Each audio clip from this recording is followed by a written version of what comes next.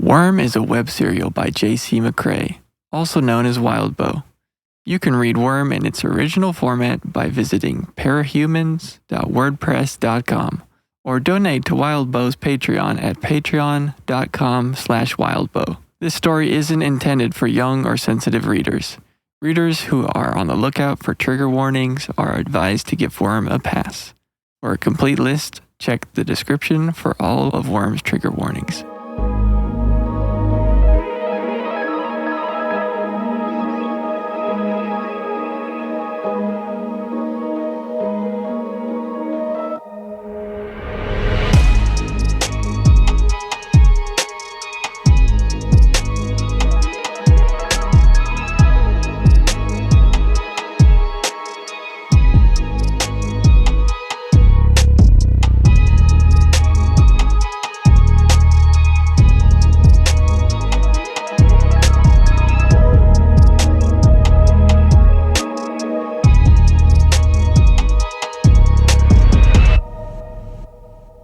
Welcome to the longest arc in Worm.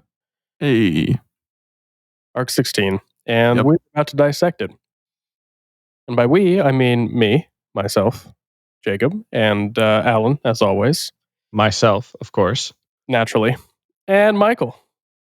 Welcome, you beautiful men. Thank you. Thank you, Jacob. I'm Good to be here. Straight to the point. I like it. well, we got a lot to get to, and it's a bit intimidating, gonna be honest. Exactly. And I don't think it is. I have very few notes. Well, it's funny because looking at it, I was thinking, you know what? This episode could be like 5 minutes long, and we could just say, let's put a pin in it and restructure it when we're done with the season. Yeah. There you go. But in the interest of content, we'll go ahead and we'll give it we'll give it a little bit of thought. But no, quite a bit happens here, and we've got some conflict, and we knew this was coming. Well, we've got some conflict with some of the earlier plot elements that we've begun to restructure. Mm-hmm. So I think we've got a little bit to resolve here, and move around. So yeah, I mean, I'm just gonna dive in. We got 13 chapters and 3 interludes. Yeah, 3 interludes, 13 chapters. Yeah, let's go chapter by chapter. Yeah, just kind of move through it. This arc begins with a bit of R&R at Taylor's territory. Yeah, which is always nice. You know, I'd like to take straight inspiration from Fast and Furious. Except apparently this is the Fast and Furious, episode where they bust in and like immediately steal the kid, or try to. Mm-hmm. Forget which one that was. To take your pick, you got a 1 in 10 shot at guessing correctly. Yeah. It feels like one of the later ones. Tell us in the comments. The big thing here, I think, is that it, as we've discussed before, potentially bringing Thomas Calvert quickly into assistant deputy position to take over for Pigott, who, I don't think we discussed this, but I think it would be better to get rid of Pigott another way other than killing her. And as we'll see in a little bit. But in this case, I think Calvert should be the one to discuss like dividing and conquering, essentially. Mm-hmm. So we can fill in some, add some time back at the wards. I think this will be a heavy ward admin episode because obviously we get Pigott, Pigott. Pigott. I think we're kidnapped, and then like a whole back and forth between them. So like, why not have some? Hey, instead of them just rolling up on this meeting where they kidnap Pigott, have some stuff going on before that leads up to this meeting. For instance, we could have Weld being like, yo, we had Arms Master here like the whole time, right, and you didn't want to fucking tell anyone, which, riding off the back of the last one. Right. Yeah, I agree. Hey, we've talked about that a little bit before. we'll kind of get into more of the Thomas Calvert reveal as we build. But yeah, definitely kind of restructuring that already, and with that restructure will be a bit of the restructuring of Pigot's fall from grace, or exit stage left, if you will. Yeah, because truthfully, Coyle / Thomas Calvert is just Palpatine, but good. Yeah, basically.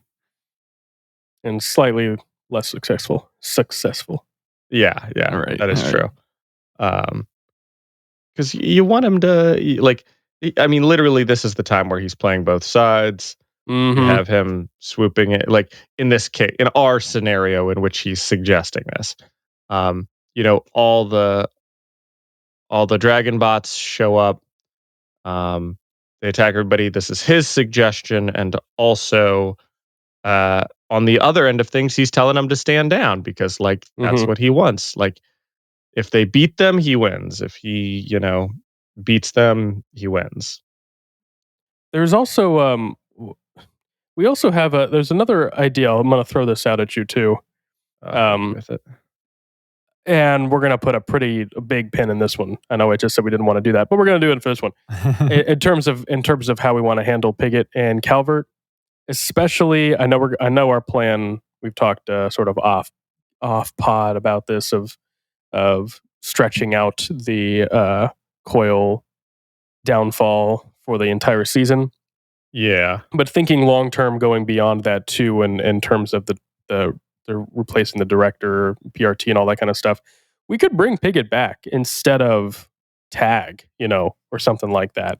Especially if we're going to give Pigot more of a character leading up to these moments, because she's not dead; she just gets replaced and recovers from getting stabbed.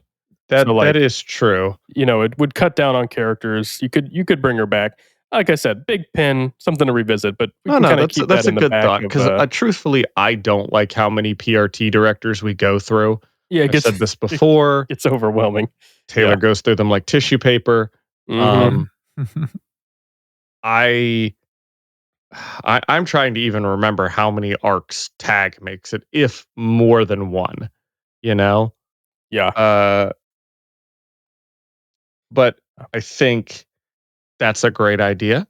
I think we come back because she is a hard nose. She would not, care at all until somebody made her stop and just killed her, which is, great. A great escalation, especially considering like everything that's happened. They've kidnapped her. She basically kidnaps Taylor later on. Like, there's threats, and she's like, "What are you going to do to me? But I can do plenty of stuff to you." And then she starts, fake killing people. I think that's a great idea. It just sort of helps keep everything again a bit easier to follow. I'll jump ahead then, as long as we're talking PRT directors. I think ideally and my original idea was that instead of her getting killed off at this press conference thing, or the debate, the idea would be that she is essentially rendered unusable as a PRT director because she was kidnapped by Regent. It doesn't even matter the amount of time. If you are kidnapped by Regent, you can essentially be just assumed to be compromised. So the fact that she was there means that she should be out of a job immediately. Right. And people could say, well, we do know generally how long it takes. It's like, well, but do you? Like, right. Do you have a good metric for that? Like, what if it only takes 20 minutes? Like, if you're missing for, half an hour, then, you're considered compromised. Like, yeah, no, I mean, that's a good point. That's really easy to throw in, and the audience would buy it. Like, that makes a lot of sense. I think that would work pretty well. Yeah. I think the only problem there is would Nyx bringing her back in later on, because how could you do that if she's been compromised? Yeah, makes sense. You could work it if she's brought back in secret, and nobody knows that she's running things, that kind of thing. There's ways around it. Yeah, because obviously Regent can't control somebody he's not aware is there. See, I don't know if that's true. Which I mean, it could be for our purposes. Yeah. The other thing I was going to say is she just, I've been cleared by the dragon tinkered that I was not compromised. They said so. I'm good to go. Yeah. I mean, I was going to say we have some get at it, like tinkers are the get out of jail free cards. Yeah, they dragon put a device on me that'll alert me when my neurofunctions aren't properly, whatever. You could we had a mind control tinker wave a magic bar over me, and he sensed that I was not able to, like, I'm not being mind controlled. No powers here. Yeah. Alan, you were asking how often James Tag is around. So his debut is Arc 20, right? Mm-hmm. He appears in Arc 21, appears in Arc 22, and then after that he's only mentioned. He's mentioned quite a bit, but he doesn't even like appear after that. Dang. Okay, so he's in there for 3 arcs. Yeah. Which is more credit than I gave him. Also, he debuts at the end of 20. So really he's like, oh dang. Okay. So yeah. So he really only gets 2 arcs, which once again more than Thomas Calvert got. Yeah, he dies. He dies in spoilers. Everybody dies midway through 22. I was going to say we have made this crystal clear by now. If you are listening, clearly this is a spoiler podcast for all of Worm. Please be caught up. Yep. He dies in midway through 22. So there you go. So he gets 1.5.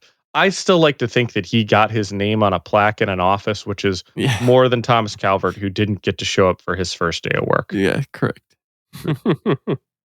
All right. You want to jump just straight to the fight? I was gonna say we'll move through it. Yep. All right. I think it needs to be smoothed up. I think this should be sort of a quick. The things happen. They maybe like block the windows, and then finally it looks like Taylor's about to lose, and then she gets teleported out somehow. And they realize like what's happened, and then we do a quick Ocean's 11, big upright bass, and show them like Imp coming in, grabbing Pigott, and then them teleporting her out. A real heist. All along. Yeah. I mean, it's a great heist idea if you just swapped Imp with Pigott, because like, bam, she's out. Nobody sees the person who's there. They're just like, wasn't there somebody here maybe? Like, right. You could have it because if we wanted to expand Imp's powers, which we've seen some weird things where they like kind of leave gaps in conversation and stuff already, enough so that like I don't know truly if she zipped out for Pigott that people would just forget that Pigott was there because of how weird and abrupt her power is as it jumps in, or that Pigott has just disappeared and they don't see the person sitting in her seat. Right. So yeah, it's like I think it's the way I've always imagined it is very similar to the group of beings from Doctor Who, The Silence. Any Doctor Who fans out there, where it's like you remember them while you're looking at them, but the second you look away, everything is forgotten. So it comes across as being completely unaware that anything's happening, even if you can see it right in front of you, because the second you can't see it, or you turn around or turn to say something to somebody, it's gone. It's just gone. So it's like she has no risk of anyone even trying to stop her. And it's actually a little stronger than that, because they don't even see her while she's there, as evident by her failed attack on the members of the Slaughterhouse 9. Yeah, they're all looking around and nobody even spots her. So yeah, it's even stronger than that. Yeah, I think so. Do we want to jump to the interlude or just keep going chronologically? Yeah, I mean, we'll hit the interludes here, I guess, while we go through them. No other notes on those. I think all of that adapts fine. There's nothing really of note there. It's gonna flow. If we want to go chronologically, I don't have notes for arguing with Pigott. I think that's a great character scene. Yeah. Mm-hmm. No, I actually like that scene a lot. I think it's one of Pigott's like greatest bits. I think it's a great scene. My wouldn't want to change that. Biggest issue with the upcoming stuff is too many dragon fights. There's a lot of dragon fights. Go through every single dragon robot. Yep. I think I completely agree. I think I probably had a similar note here. I think you just simplify it and make it the Azazel fight. I think you kind of simplify the whole thing down. You get one big dragon mech, it's the biggest, baddest mech, and you just, if you want to draw out that fight, we're kind of really haven't said it yet. There's enough in this arc, along with other stuff we're gonna move around. Like this is gonna stretch 3 or 4 episodes, with all of this stuff going on here.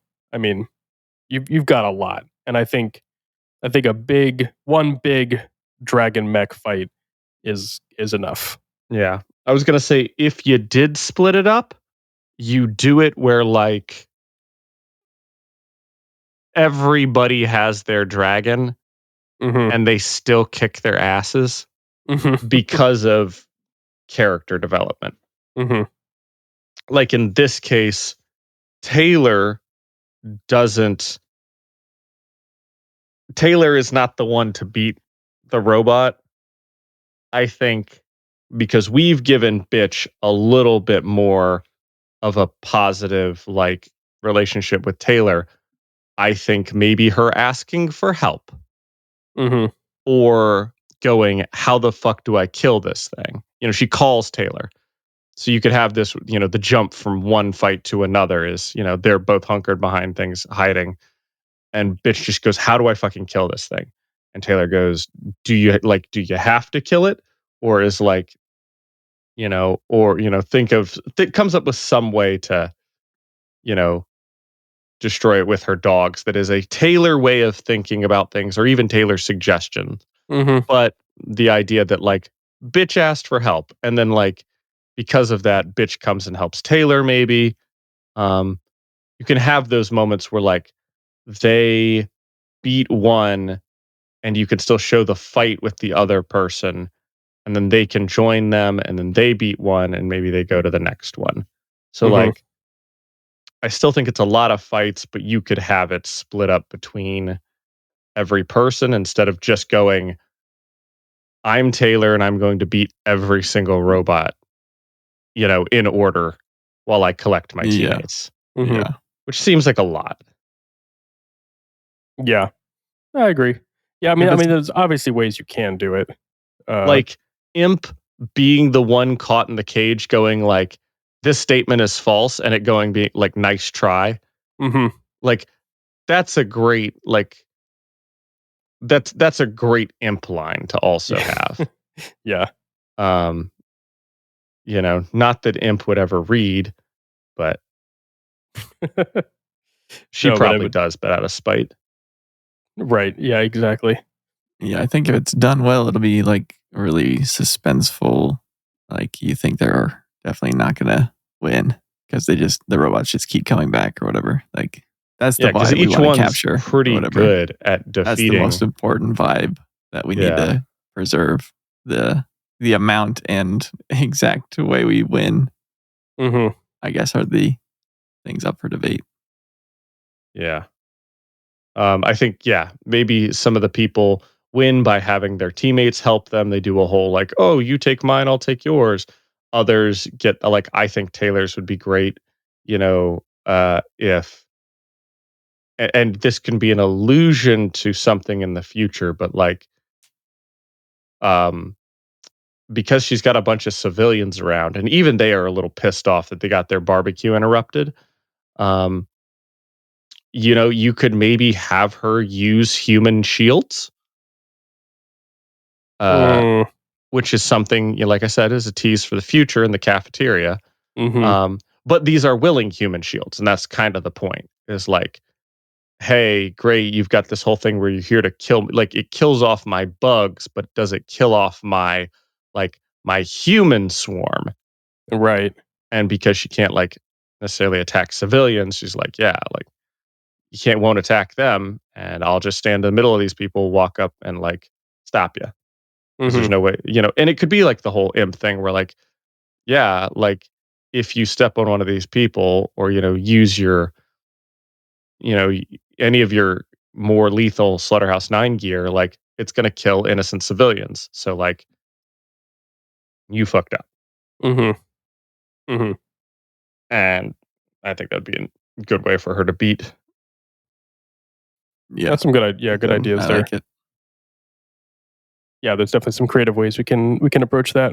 Yeah. Well, we'll get anything else here. Yeah, not too much here. Kind of move through the dragon fights. Yeah, I mean, from that we pretty much go to a little bit of Brian and Taylor interaction, and then Taylor going to see her dad, and then from then we go to everything beyond that. So we do get a little bit of more kind of downtime scenes, both with Taylor and Brian, and with Taylor and Danny and Danny's friends. Yeah.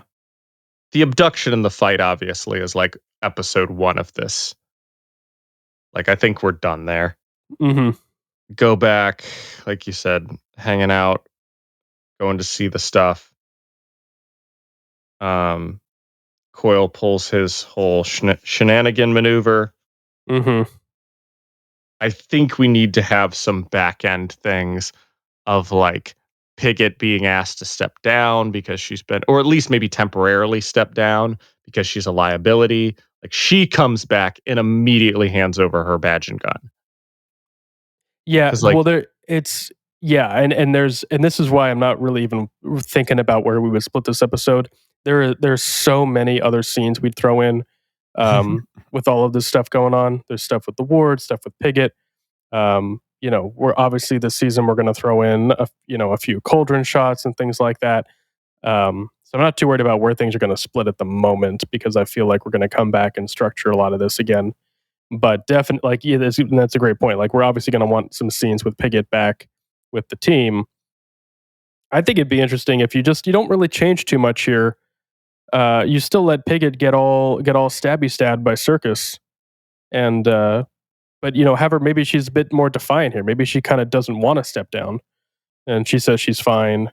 Yada yada, gets taken out of action anyway, and sort of loses the her agency there in that decision. Mm-hmm. Yeah, it could be a, hey, Thomas, you're the deputy director. It's your call. And he's looks at her, and she's angry, and he's got this little sad look. He's like, I'm sorry, I gotta do it. And she's like, you son of a bitch. Yeah. yeah. Right. Exactly. Yeah, I've talked about this in the book club. I don't like any of Coyle's plan here. Yeah, we are. I was waiting for this. Yeah, we're at different sides here, because I'm not going to say I love it. The whole rest of the pod. I've said it before, but I'll state it here. My simple feelings about this. I love the idea of controlling the Overcity and the Undercity at the same time. Mm-hmm. I like that he's played both sides. I like he set himself up as the kingpin for both sides. I'm very okay with that. What I'm not okay with is Coyle just goofily killing himself and doing this whole charade only to turn around and then meet with the Undersiders and pull this whole switcheroo with Taylor. I don't buy any of that. I don't like it in the story. I don't like it here, especially. I think it comes across as goofy. This is, how do I make this needlessly complicated? Mm-hmm. I think what we need to look for is potentially a just simple, hey, now that we've done this, we'll, go ahead and take care of the Undersiders ahead of time because like I know what Taylor wants. Let's just go ahead and get rid of her. I've got the city now. I'm now in control of the heroes. Why don't we like give her the here's an idea just popping in my head now. We give her Dinah and then tell the heroes like, hey, there she is. She has Dinah. She's a child kidnapper. Kill on sight. Like, put a few more of the aggressive ones like Assault. Assault will kill her. No problem. Like, he will not ask questions. Putting a hit out order on her essentially, as he becomes director. Gives her Dinah. We maybe get a little bit of shine of Dinah's power, but then you have, instead of it just being a straightforward, oh, the heroes are coming for me. Hey, Dinah, what do we got to do? What do we got to do? I wanted to get you to your parents. Can I just leave you here and run? And Dinah's like, oh, if you, leave me or something, they'll kill you just because like, that's what they're waiting for. Like I said, I literally just came up with this on the spur of the moment. Kind of run with my allergy, induced fever dream that I'm having right now. But yeah, no, I think that like you quickly do the switch out thing. You maybe do the betrayal. I even still think the betrayal thing is a little complicated. Yeah. What do you think, Jacob? So here I'll play the point counterpoint Devil's side advocate. Here. Well, devil's advocate implies that I agree with Allan. So just advocate. We'll just go with advocate or devil. Take your pick. Just go with the devil. Because I don't necessarily love this scene, but I think there's a lot to work with here, especially when I'm trying to think about how to structure a season. So we're in agreement. We like the idea of delaying Coyle's death to the end of the season. That feels like a season finale thing. We know we're going to run into some issues here with how we want to change around Echidna and the Travelers and all that kind of stuff. So we'll come back to that. But we know that we kind of talked about how it doesn't really make sense that we'd want to shoot this as it's written, sort of say, and have Coyle be like a mid-season death. I don't like that idea either. Yeah, it feels really off. It feels very rushed. Yeah, I don't like it. However, I think there's an interesting opportunity here utilizing the scene as it plays out.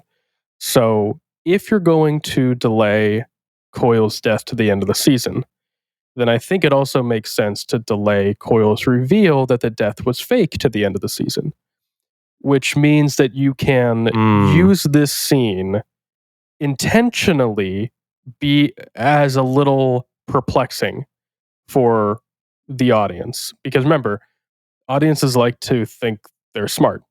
And it's a well-written story when the audience feels clued into the mystery. So if you are using this both in universe as a way of pretending that Coyle is killed, and the audience is also going, man, that just doesn't feel right. That doesn't make sense. And you're playing up the next couple episodes with Thomas Calvert in power, handling things. I still kind of like your idea of maybe him using his power as director to go after the Undersiders or something like that. I think you could probably work a lot of stuff in there. And then getting to the end where there's this full reveal, it all comes to light, and Coyle meets his end. That's going to be really satisfying. And I think that actually benefits from a rather, what's the word I'm thinking of? Like silly, if you will, fake out halfway through the season. If it's too convincing, then the audience suffers whiplash. Where if you were to have this really convincing fake out death, and then they're like, oh, whoa, oh my gosh, what the heck is that? It can actually backfire if the audience isn't expecting it too much. It'd be like, I'm thinking of something like Game of Thrones, where like if Ned Stark just comes back in season 5, It's like, it wasn't me all along. I survived. Yeah, you would be like, what the heck? No, that's stupid. But if it's convincing, and if it's written in a way to where the audience is feels like they're in on the mystery, so that when you get to that moment and they go, aha, I knew it. I knew something was tricky here. I was on to you the whole time. Then it's more satisfying. And I think you can use the scene sort of as written to lead to that. Yeah, I'm okay with that. That just makes me get to use Detective Weld more. It was good. There we go. Who I love. Yeah. Especially with, once again, his superior being like, hey man, don't look too much into this. Mm-hmm. When his superior is the guy who just faked his own death. Exactly.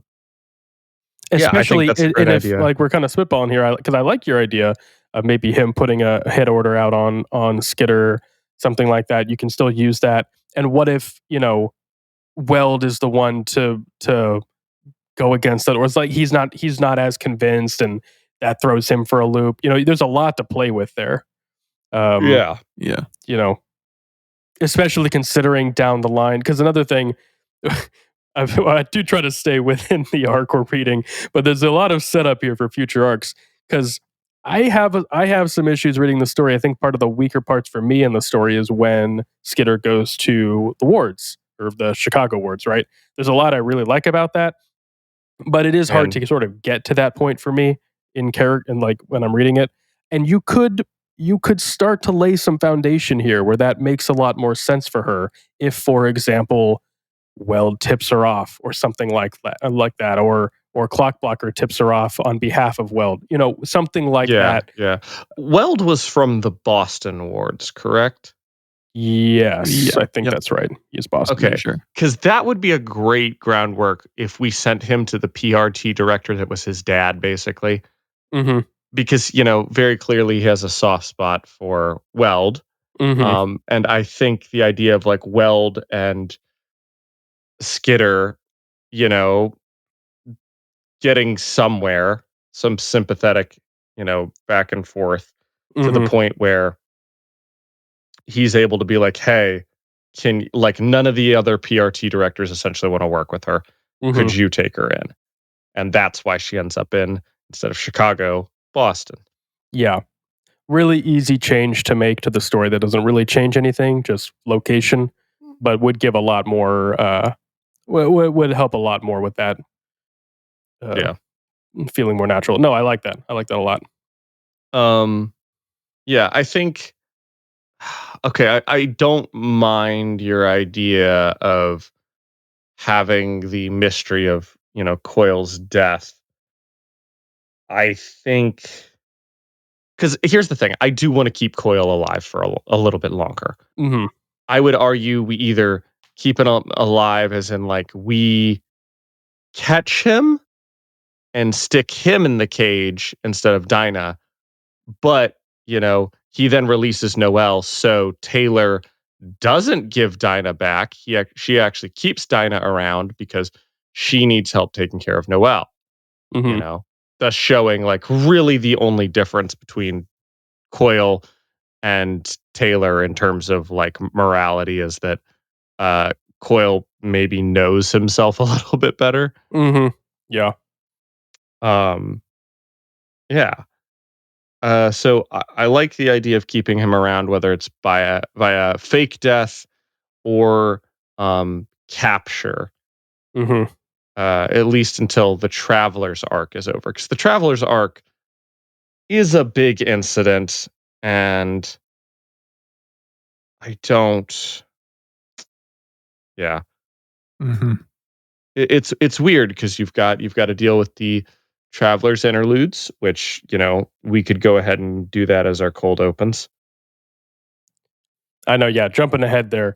I actually like, and we'll save this for arc 17 next episode.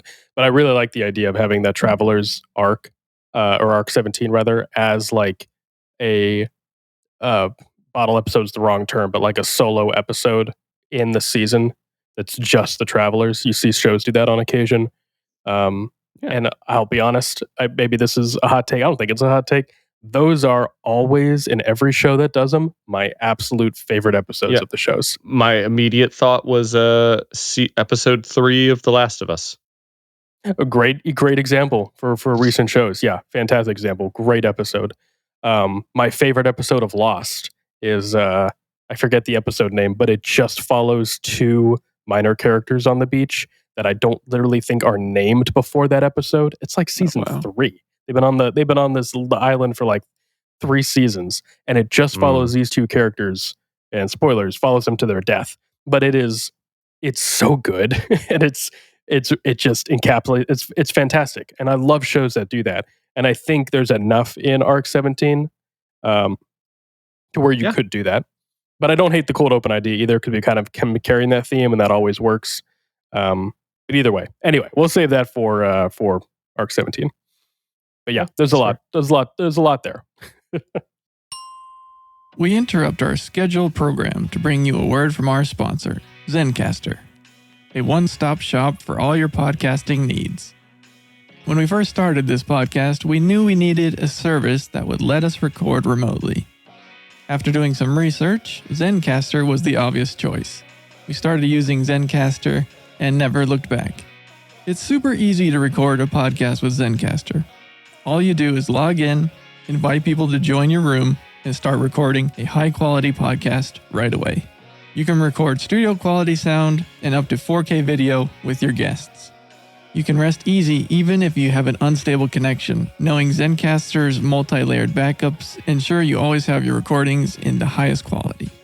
We do all our recording in Zencastr, and when the episode is ready, we can distribute it to all major podcast platforms. Zencastr has made podcasting so much easier with its all-in-one podcasting platform and tools. Go to zencastr.com/pricing and use my code Brocktonbaybc, and you'll get 30% off your first month of any Zencastr paid plan. I want you to have the same easy experiences I do for all my podcasting and content needs. It's time to share your story. That's zencastr.com/pricing and use our code Brocktonbaybc. And now back to our scheduled programming. The one other thing that we do get out of the debate debacle is, if we did have these other minor characters, if we did decide to keep Uber and Leet around, or Circus, and you do get to see them again, which is kind of fun. It's a little callback. True. Again, though, if we do decide to cut them, I'm still liking the idea of, like, what if the Undersiders are somehow tricked into killing Coil, like faking this death, like they're an unwilling part of it. I feel like the only issue with any of these conspiracies is that Lisa has to go. Mm-hmm. Well, I mean, even reading it, they know immediately because of Lisa. Which is why she gets separated from the rest of them as well. Exactly. I mean, the next chapter is like, okay, so he's still alive. That was a fake out. And it's like, oh, okay, got it. Yeah. And you just move on. If there was some incident that happened, I feel like Lisa's death should also be fake. Yeah. I mean, you don't even have to go that. You could even just, like, the blast knocks her out and she's unconscious for a day or two. Like, I mean, you could go that I think simple. he would. Here's what I'm saying is, I think he would plan for that. Like, I think. Oh, I see what you're saying. Okay, so this is actually a change. This brings up something that I wanted to do before. A major change to minor change, depending, for Tattletale. I've talked about it before. I love the idea of Tattletale feeling very much like a double agent, potentially. Where because she knows, but she doesn't tell. She's known this whole time about Coil, but she doesn't tell. Like, there's a lot of things that she doesn't let off on unless Taylor guesses. Like, they're clearly friends, but also, like, given, the one scene where she's like, oh, she's in that we've put in. Or like, she is working for Coil. Thinks that she's, sus. I think that should be definitely punched up. That, like, her boss is Coil. She was okay with taking the hit for outing this, the Empire 88, because she was doing that for Coil. Like, yeah, like all of this comes back to Tattletale, and that's what the PRT thinks. PRT is like, yeah, Tattletale's the boss here, but secretly we know it's Coil. Well, we don't know it's Coil. We find out it's Coil eventually. Like, that's who Tattletale's boss is. And there could be even the feeling of like, is there really a boss, Lisa? And she'd be like, you got me. Like, there is no boss. I've been making it up this whole time. And nobody believes that, but like, maybe, she's saying it sarcastically, but I mean, there's a lot to play with there. Yeah, go ahead. Yeah, finish your thought. All that to get to. Coil has a thing for fate manipulation, and his power works really well in tandem with Dinah's. And his power not only works really well with Lisa's, in conjunction with both of their, all three of the powers, together, but Lisa's also the only one that can really not foil his plans, but she can suss out anything he's going to pull off. He does figure a way to fluster her power, but if he pretends to be Thomas Culvert, she's just going to go, oh, that's clearly Coil. Right. So I think that on the small side end, when he fakes his death or whatever he does, Lisa is put in a cage just like Dinah. Or, it is implied with that explosion, like, Taylor's like, oh no, Lisa, and Cruz like, okay, we all liked Lisa, but she was working for him. Like, maybe something happens that's like very incontrovertible evidence that is like, no, Lisa was in on the faking the death thing. So they're left in this interim where like they don't know where she is, they don't know where Coil is. They can't suss out that Thomas Calvert is Coil. All they know is like they faked their deaths and they were working together. And that could end up being like, oh, well, of course she's a double agent. Taylor and her, maybe she does a little bit of writing to Taylor through the old web board that we found her on all the way back in like episode 2, season 1. Little throwback. Yeah, all the way back to Bug. So maybe they do get in contact with each other, and that's how they plan out ultimately taking down Coil. Or a big change. What if Coil and his, his creepy keeping Dinah as a pet kind of thing, obviously, like we've talked about, tone down the pedophilia a little bit, but like, what if that was like a thing that he's doing to Dinah where he's got her on drugs. It kind of keeps her loyal or whatever, a bit of brainwashing if you want to do that. What if Dinah's not the first cape he's done this to? What if that's who Lisa is? I think you would run into an issue of trying to explain how Lisa was able to break free of that if you go that route. Yeah. I think would be the only issue there. Yeah. Part of it would be like Lisa, if, obviously this is major change. So everybody's about to get angry about this. What if Lisa, as her character arc, because I don't feel like she really has one, and I love her. So as is, so, she doesn't really need that character arc.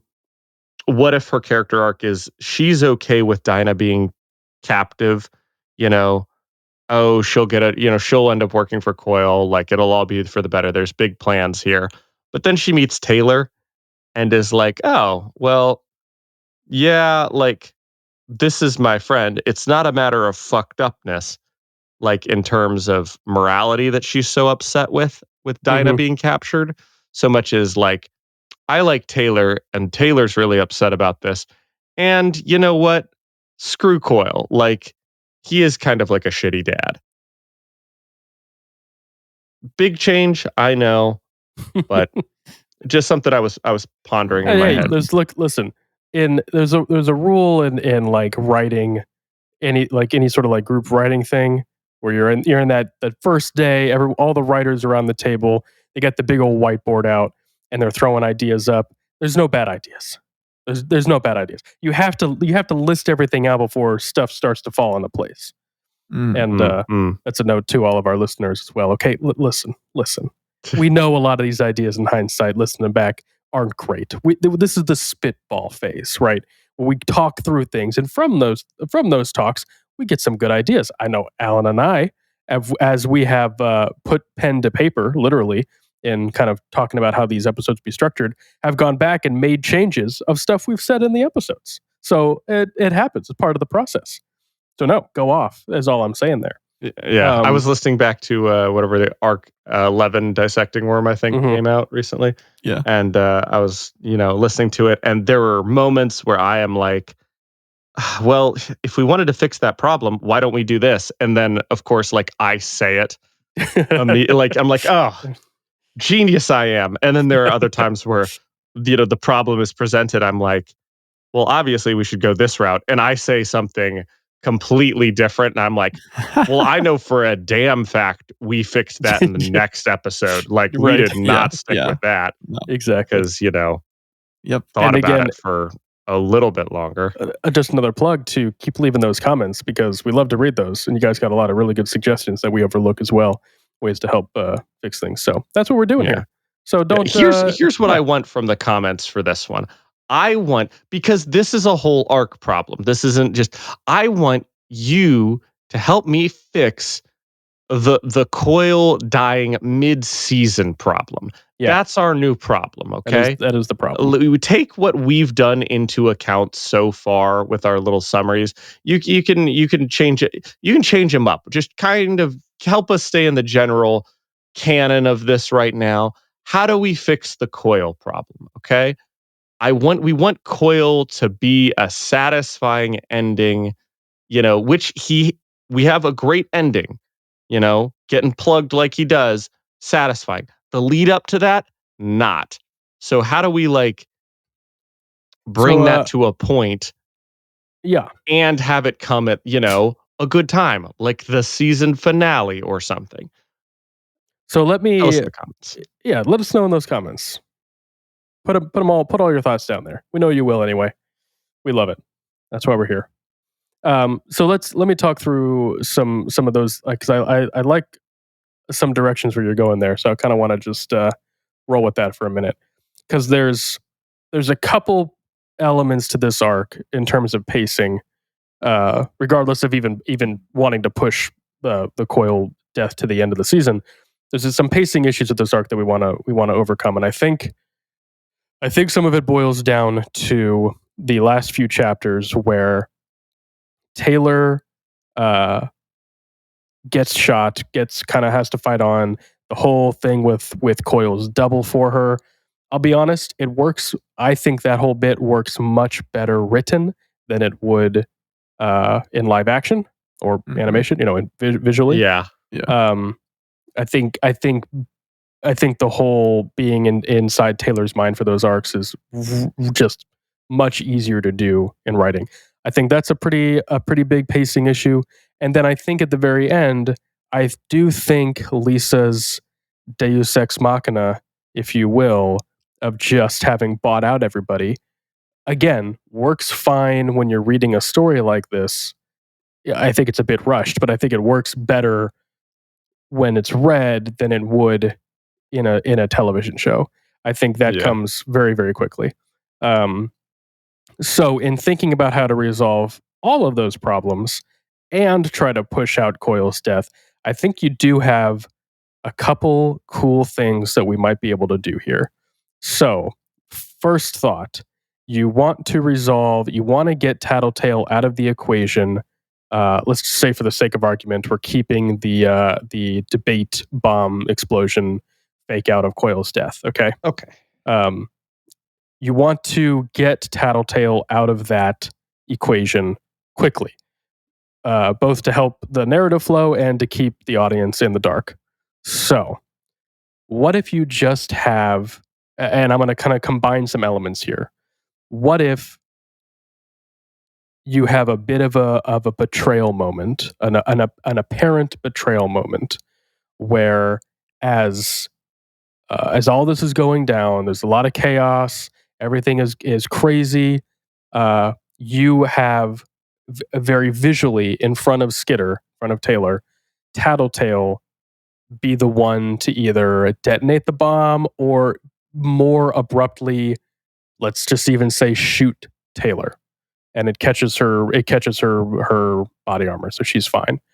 And it's a very visual betrayal where it looks like immediately that Tattletale is on Coil's side, at least to the audience and Taylor's perspective. And then she's gone, and she dips, and she's gone for a minute. That sort of sells the element, because I liked what you were talking about with Lisa being kind of sided with Coil a bit, or appears that way. Because there you can remove her from the following couple chapters, which she's not really in anyway, except to say that, hey guys, Coil's still alive. So if you want to remove all of that anyway, there's an easy way to just get her out of those scenes. And then 2, as you approach this ending, I like the idea of maybe they're initially okay with the idea of let's capture Coil and send him to the birdcage. That's where he belongs. And it's not until he releases Noelle and after Noelle's destruction that Skitter puts everything together and is like, he needs to die. This guy's just got to die. And she goes Judge Dredd and takes matters into her own hands, which helps kind of drag that out a bit. That also lets you do a slower burn on Tattletale's reveal. On Tattletale's reveal that she's been kind of secretly doing everything all along, because it gives you more opportunities. You can cut to conversations with her and Coil. You can have a scene here or there, something like that. Again, we're trying to work within the time frame of a season, so a lot of this is we're going to get it restructured. But I'm just thinking of ways in which we can satisfyingly delay Coil's death, and I think it would probably revolve around postponing it until after the Echidna fight.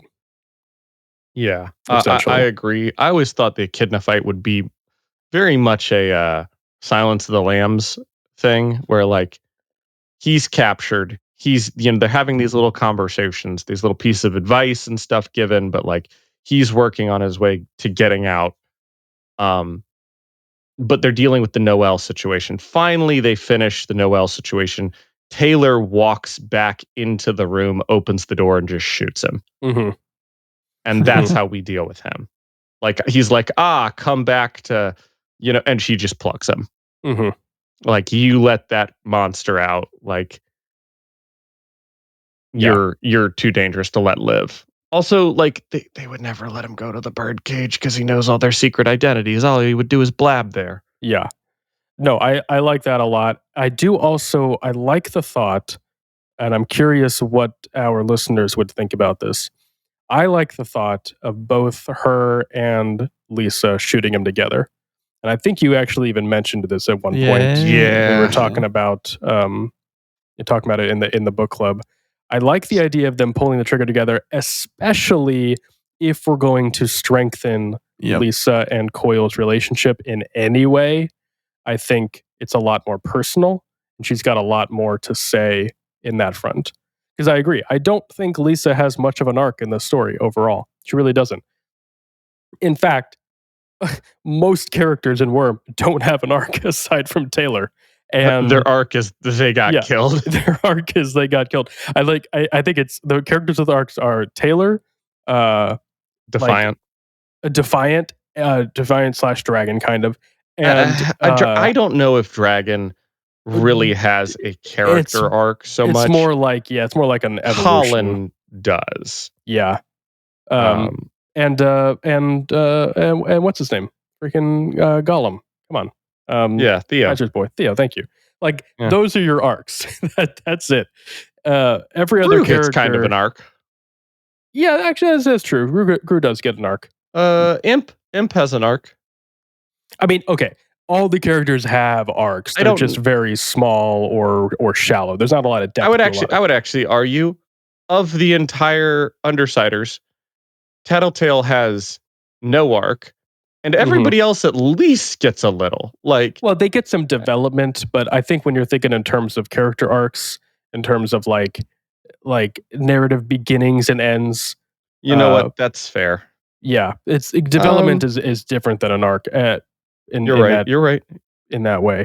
Yeah, development as in just like forward progress, and arc as in, like you said, narratively, there's a beginning and ending to this forward progress. Right.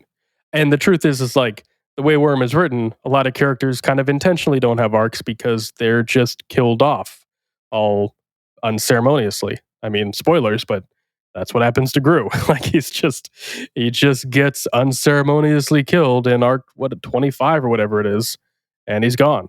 Same with a lot of these characters. So like those are the kinds of things that I think a television show really, really excels at restructuring. Like not to jump 10 arcs ahead, but I think we're completely redoing. I do like the idea of Gru dying. I think he should die. I don't want to take that away, but make that more impactful. And there's a million ways you could do that, right? So like television shows, people are just clued into following story progressions in that way. And I think we have a lot of opportunity to really strengthen a lot of these characters. Lisa being, I think, one of the easiest and probably most deserving. She's such a great character, and she lives through the whole story. So, like, I had this really funny thought to jump all the way. Final scene of the entire series here. I think you can. It'd be really fun to do it. This is so dumb. This is not a serious thought, but I do love it. You do like a Monsters Inc. At the very end of Monsters Inc., Mike fixes the door and Sully opens it and sees Boo, but you don't see Boo. You just see Sully's reaction. Yeah, you just have this scene with like Lisa and Doormaker. And just like maybe just like a nice little thing, and then just here's a little glimpse. You don't see Taylor, but Lisa just kind of smiles, and I was like, you just do like no. Hear me out. So it's she's at a little cafe in Paris on Earth 11, and she looks over, and she's like, Master Herbert. Every day when you was a little villain, I used to tell myself, I hope I never, she doesn't come back. Yeah. She goes out one day to villain and she never comes back. And that failed. Oh, no. Yeah, exactly. Oh, to the whole Dark Knight Rises. Yeah. Exactly. But anyway, all that to say, if you were to do something a little cheesy like that, Lisa's the character that you would do it with. I feel like more than any other character, it'd be Lisa. Definitely. So I think she's very deserving of more work, more effort, some more development. And maybe this means we kind of even go back a little bit and sort of think about how we do some of her scenes in earlier episodes and seasons. But I'm all for more development here. I don't know if I'd go as far as to put her in the same Dinah camp. I think that'd be kind of hard to pull off. I don't hate the idea, but I think it'd be tricky with the limited time we have. But I do like the idea of strengthening her dynamic and partnership with Coyle and making that a bit more impactful this season. Yeah. I mean, I think as it would be interesting to play around with a character who has, grown up, potentially having been, raised. I say raised. She would have run away at a later age, so this is not a one-for-one dynamic, but Coyle essentially keeps her on an invisible leash of some kind. He's telling her what to do. She works for him. She's been working for him ever since she was a preteen. So she feels like this weird indebtedness to him. She's always been close by. And then we get to Dinah, and in Dinah, she sees herself, but she doesn't see that as a bad thing. She sees it as she'll grow up and just be, just like me. And it's Taylor who's like, no, like that's bad. And it's fun. This is really fun. This is why I love what we're doing here, because it's so much fun to think about the story in this way. We've talked a lot about toning down Taylor's obsession with Dinah because it doesn't really make sense in the grand scheme of the story here. And pacing is all over the place in terms of how much effort you want to focus on, all that kind of stuff. I stand by all of that. But if you did want to put a little bit of emphasis on that, if Taylor's even just slightly sympathetic, as I think she should be in general, like, hey, let's also save this poor girl. You can frame that to Lisa seeing how much Taylor cares about, quote, her in the same way. Like if Lisa's internalizing her position where like, oh, I'm just like Dinah, am I in the same place? Like there's a lot you can do there with her relationship with Taylor, where Taylor's unknowingly speaking to Lisa with all of that. Like her saying, hey, we need to save Dinah. Like, look at this relationship. It's awful. Yeah. He's using her. Coyle's just using her for his own gain. He has no use for her outside of that. And Lisa's hearing that as it relates to her relationship with Coyle. Like, there's a lot you can do there. Yeah. I'll play off of this. Mm-hmm. And this would be the like, well, how in the hell has Lisa never been able to tell? Mm-hmm. We know that he can foil her powers. Yeah. Mm-hmm. So do we just have he's always done that? Mm-hmm. Like she's just like, yeah, he's the one person I can't read because he does the dual world thing, and her brain fritzes out basically. Where she's like, yeah, I can't read what's going on with him. I get so many false flags and stuff that it's not even worth doing. Mm-hmm.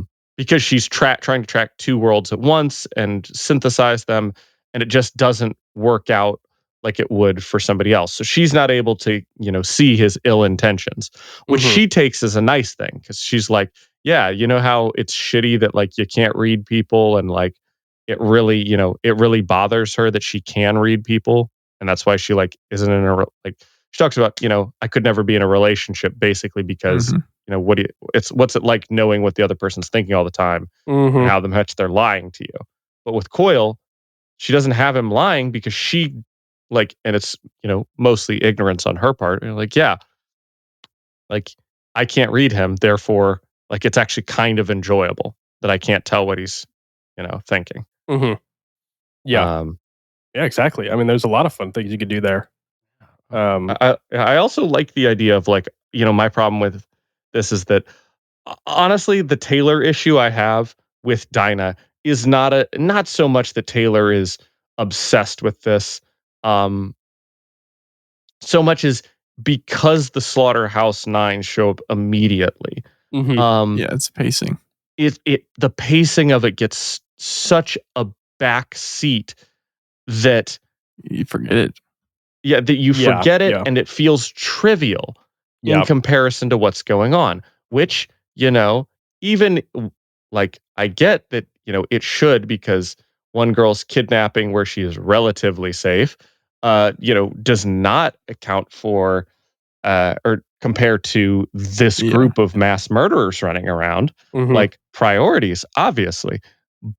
But in terms of pacing, how you would do this episode to episode, the vibe there, presenting a problem like Dinah that has some urgency to its resolution, and then delaying it for 2 seasons, like an entire season of just mentioning it here and there, all the way to, okay, now this is actually a thing and it's going to get resolved halfway through a season. Like that's just really unsatisfying. It doesn't work for TV. You either fix that where like, oh, this is a problem, and while we're dealing with the Slaughterhouse 9, we also solve that problem or get closer to it in much bigger bounds. Right. So that it's a setup for like, all right, season 3, we're going to be taking down Coyle. That is expressly said at the end of season 3 or season 2. You know, we've been laying groundwork for that.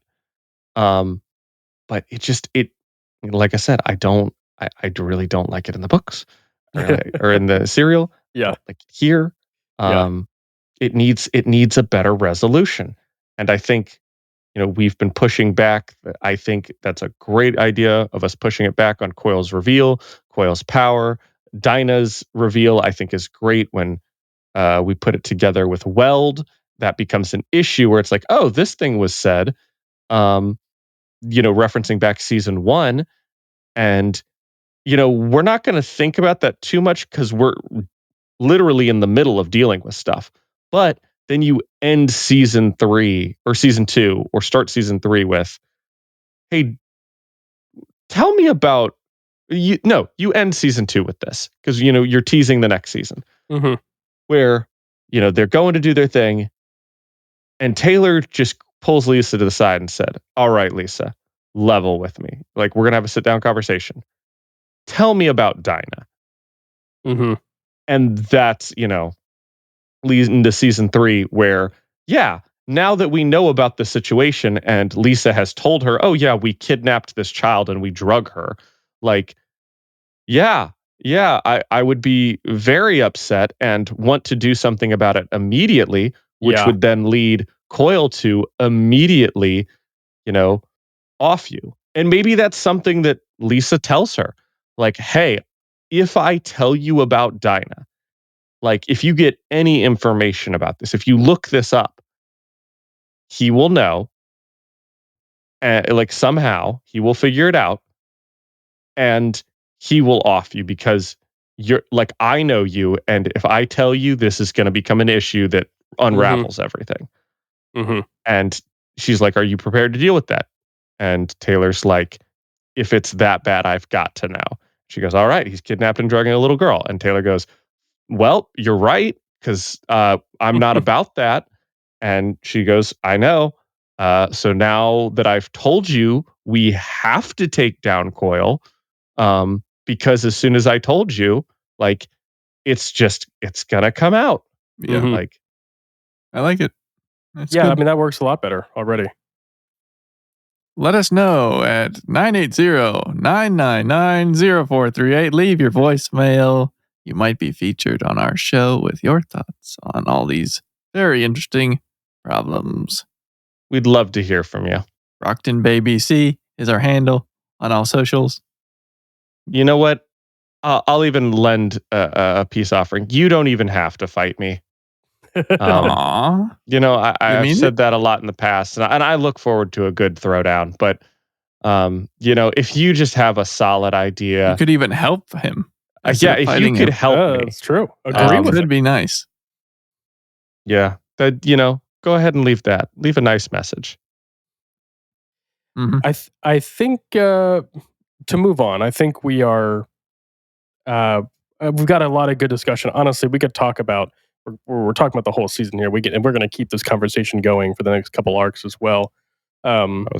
We have skipped over the interludes. If we do want to go back and just sort of address those in order, let's go least important to most important. Cool. Birdcage. Birdcage is least important. Yeah, no, I would say Birdcage is least important and most far removed, except for maybe the Simurgh. Like, yeah, I think there's a couple elements to that one that are important. I was going to say at least we'll stick with that one. We'll go.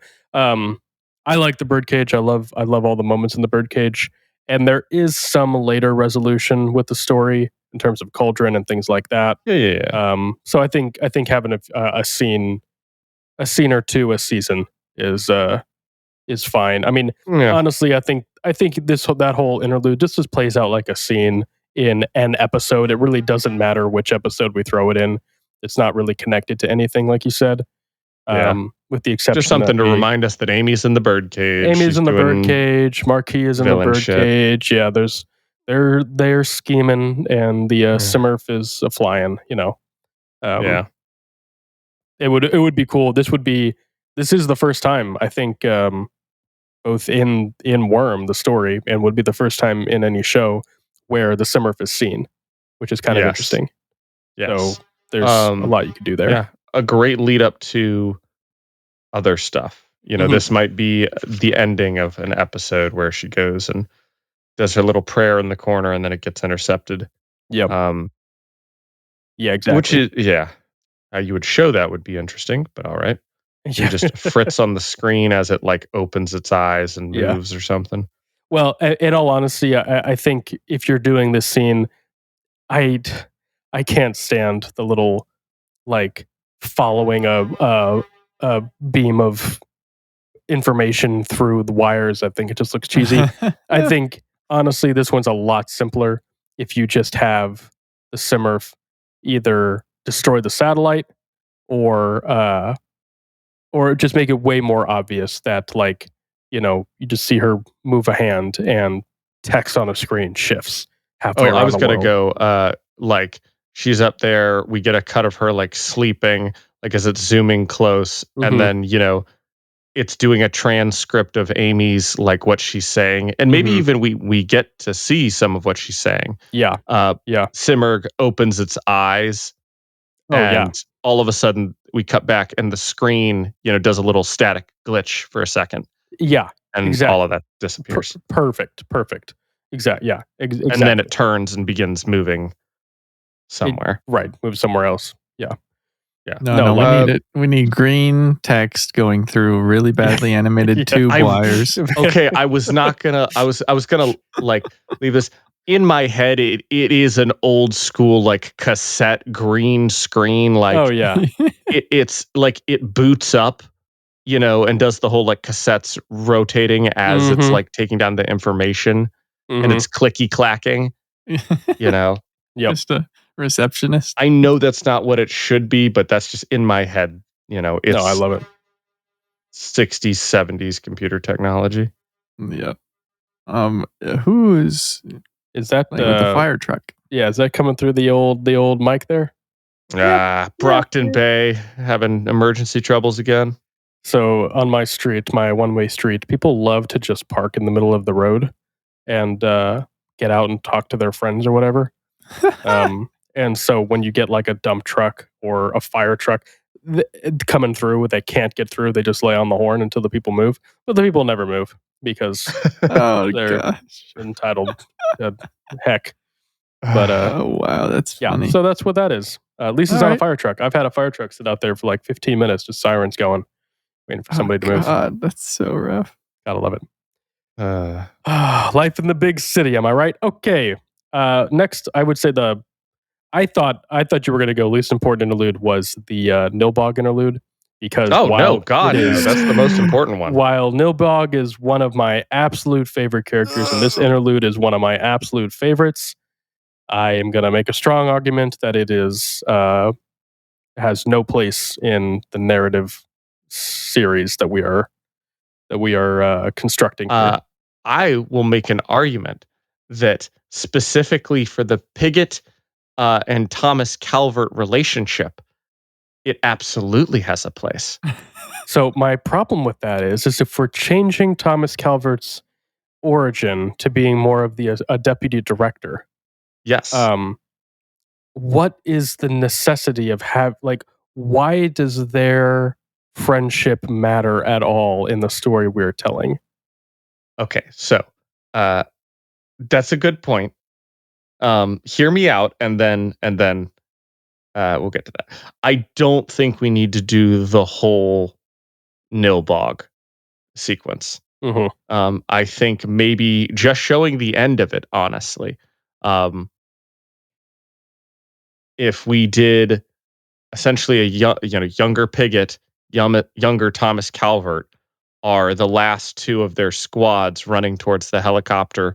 There's a third man in tow. He helps her up, but then they're taking off and there's another guy left and he shoots him or something. Like something in which we show he maybe inadvertently saves Pigott's life, but also in order to preserve his own life, kills another teammate. Mm-hmm. They get back. They're both, injured reserve. She's like, you saved my life back there, won't forget it. And he's like, don't worry, they're going to put me away for a few years because, I killed that one guy. And she's like, hard as nails, like, you got to do what you got to do. Like, sometimes, like, he was probably already too far gone. And Thomas is like, that's what I was totally thinking. And just to show, the origins of them meeting. And in that moment, I think it'd be good to show that, like, she has this betrayal, by Cape situation. And he is a scoundrel. And, that sort of reframes Thomas Calvert if we wanted it to. Otherwise, we could just have him save her. Like, it's a calculated decision on his part, but he's like, yeah, I'll save her for some reason. But that's just an origin story of how did they meet? They were on the Nilbog mission, and he grabbed her hands so that she could make it onto the helicopter. Like, doesn't need to be, doesn't need to be longer than, you could do 5 minutes tops. You could do literally 30 seconds of them running to the helicopter, like the end of it. Let me cook for a minute. Yeah. I'm listening. My chef's cap is off to you. This is later on in the season is when we'll my Remy is laid bare. So you do the Nilbog scene. Make it really mysterious. Make it a bunch of PRT officers running from these creatures. Just full on, like, horror vibes, which is what Nilbog is. It's horrifying. You have a young Calvert, you have a young Pigott, but they're not named, and they would be different actors or actresses. So it's not clear to the audience who these characters are. You get to the end of the scene, and I would change this around a bit, kind of spitballing here. You have a bit of a kerfuffle, whatever the case may be, and you have Calvert, again, not named at this point, kill Pigott. Hear me out. Let me finish. I'm cooking. No. I see where this is going. Yeah. And then, because of that, either gets killed or gets outed, yada, yada. And then we see a fade to grayscale as the scene is reversed. And we see him not kill Pigott, but save Pigott. And then the connection is made that he chooses that timeline, that reality, because of how it benefits him in escaping Nilbog, or however you want to do it. And you get both his origin, you get Calvert and Pigott named and their relationship, and if you delay this to the point at the end of the season, you then also get the audience clued in, again, without having to spell it out for them, you get the audience clued in that Calvert is Coil. Wow. That's perfect. Because we also haven't technically said up till now what his power is. We just have had Lisa say it's sort of fate manipulation, and that's it. We don't know what it looks like. We don't know how it operates. That's a brilliant move. I like it a lot. I just hilariously was thinking that she gets turned into a Nilbog puppet, and she's just a puppet the rest of it. Hold on. It's always been Nilbog. Nilbog. She dies. I'm like, wait a second. It's like, you ever see that? Gosh. You see that old meme of, like, in Pokemon, how all the Diglets are just one giant Diglett with, like, his fingers up in the earth. Yeah, like Diglett puppets. Like, that's Nilbog. Everybody's Nilbog. The whole story. And end of Worm, fade out. It's just Nilbog the whole time. Yeah. It's always been Nilbog. No, I like that. I think that would actually be a great interspersed episode into, because this would be season 3, episode 2, correct? Right. I mean, obviously, I think these episodes are going to get shifted around a bit. But yeah, technically, we're arc 16. If all of arc 15 is one episode, this would be episode 2. Yeah. In that case, I think it would be really cool for this episode when we have the fight and we're kidnapping Piglet and have her and Thomas Calvert talking about dividing and conquering and sending in the robots, which will maybe fight next episode. You could intersperse that interlude throughout. Like start with the whole Nighthawk mission. They're going in the helicopters because it's a really cool sequence. We finally get to see the PRT do some shit, Like they're finally looking effective for once. So like they're rolling in special ops style. Yeah. Touching down, into this town. They get a quick briefing on what's going on. They touch down. They're seeing, all the creepy stuff. And you just intersperse that throughout the episode. You have the climax for Piglet be, the midway point where like she's under the dead bodies of her teammates. She, grabs a grenade launch, does something heroic, but like super, this is going to hurt all of us. But, I'll do it out of spite, kind of, something that just shows her character off. In the past, while she's talking to the Undersiders, why I'm such a fucking badass. It's like, because I don't give a fuck. And then, cut to the past of her, like, in this impossible situation and getting out of it. You think you guys are bad. I've seen horrors like you wouldn't believe. Right. You're a bunch of children in costume. I've seen monsters. Bad. You ain't nothing. Yeah. Yeah.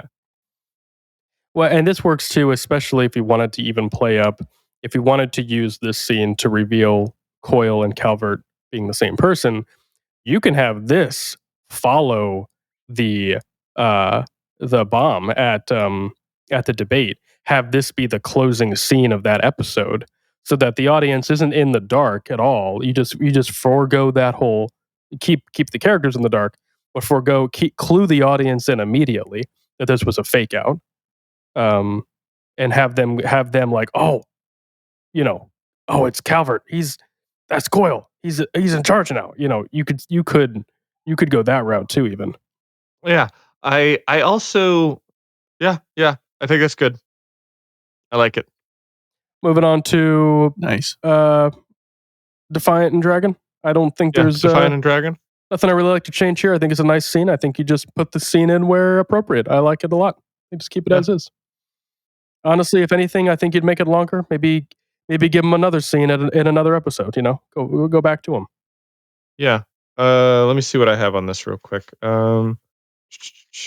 Yeah, I just the fact that Dragon knows about Cauldron, interesting one. And I think, maybe have them have a little bit more philosophical argument, talk about Taylor and preparing for the end of the world and doing whatever it takes, but also what does that mean, and with the concept of morality being a thing that they're trying to hold to. Oh yeah, I think the going into the fact that she has technically triggered, she's an NAI that is a parahuman. I think is fascinating. So yeah, a lot of fun conversations. I think they have a great opportunity this season to be that sort of breakaway into kind of what Detective Weld was last season. You have them following up on the 9, chasing them down. Doesn't have to be a lot of action with them, but they can be sort of the breakaway, breath of fresh air between scenes where, hey, we need a break this season, or this episode rather. What are Defiant and Dragon up to? And they're there sitting by a campfire discussing the philosophies of being powered. Yeah, I think this would also be a great time we ended on we kind of ended with Dragon and Defiant, or I should say Dragon and Colin, all the way back where she's in the hospital with him. And he's been replaced with a bunch of robot parts. And she's like, hey, Colin, there's something I need to tell you. Mm-hmm. And we know what the thing that she's telling him is, which is, hey, I'm a robot. Mm-hmm. But we said, we cut away from that. We don't have that. And then, they show back up. There are two people in suits, yada, yada. We still have the impression that she is a tinker that just has agoraphobia. I think these played out episodes where we have just little vignettes of them back and forth is a great point to show that she is a robot. Like you maybe have, and this could be a bit cheesy, but you have a tender moment. They've been hanging out, they've been talking about stuff where he takes, she takes off her helmet and he starts talking about like her trigger event. Mm-hmm. And he's like, and if we did a flashback of her trigger event, I had this the other day. What you do is you have Alan Richter. I think it's his name. Mm-hmm. Is it Alan Richter? Mm-hmm. It sounds right. Yep. I think you're right. Yeah. You have Richter working on, his computer and whatnot, and the floods are coming in, and he goes and he goes to save his wife and daughter or something like that. Mm-hmm. And they're all sinking in the water, and drowning. But the illusion is she was the daughter and she triggered, underwater or trapped in the house or something like that.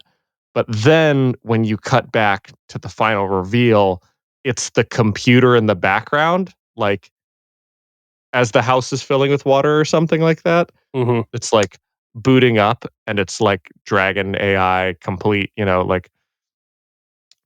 maybe it's typing out Richter, Dad, I'm scared. Mm-hmm.